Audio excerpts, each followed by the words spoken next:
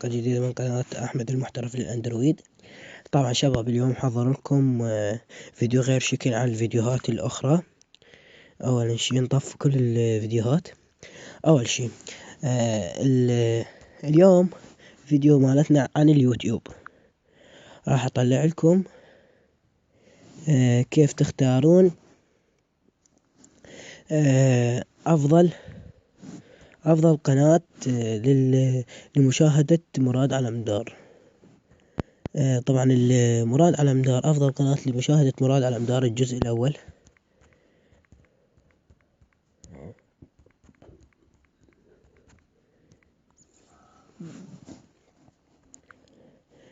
دوس الأول،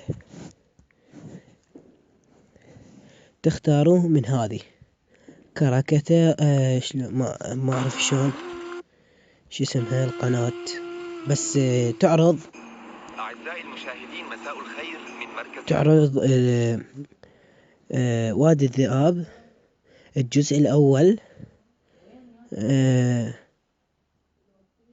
والثاني.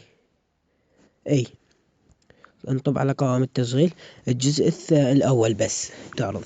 راح أطلع لكم اللي تعرض الجزء الثاني. الجزء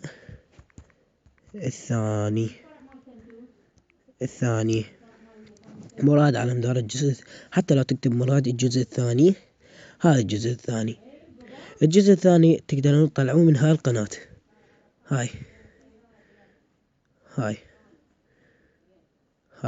القناة. هسه عرضتكم جزئين.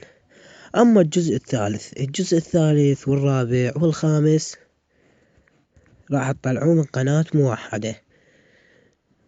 والقناة هياتها هاي القناة محمد الجاسم.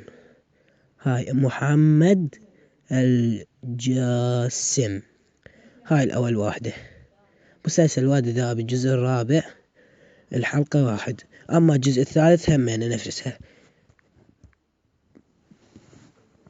نفس القناة، هو يعرض الجزء الثالث. هذه هي أفضل قناة لعرض وادي الذئاب الجزء الثالث والرابع والخامس هي هالقناة محمد الجاسم. أما الجزء السادس ما راح تشوفون ولا أحلى منه. الجزء السادس هو هالقناة كارا التركي. يعرض لكم الجزء السابع نوقفها. يعرض لكم الجزء السابع والسادس والثامن، 3 أجزاء يعرض لكم، ولكن بجودة. شوفوا انتوا راح تشوفون الجودة يا جودة 360. هاي شنو هاي 720. الجودة يعرض لكم اياها ب750. شو خلينا نشوف التعليقات مالتهم ايش قد راح يحمدوا على هاي التعليق على هذه الفيديوهات. هياته شلون هاي نشوف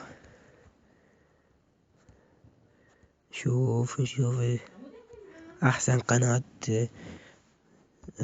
قناة.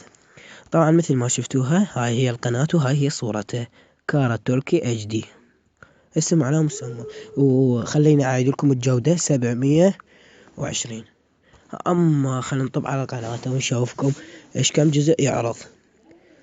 قائمة التشغيل يعرض الجزء السابع الحلقة 78 والأخيرة.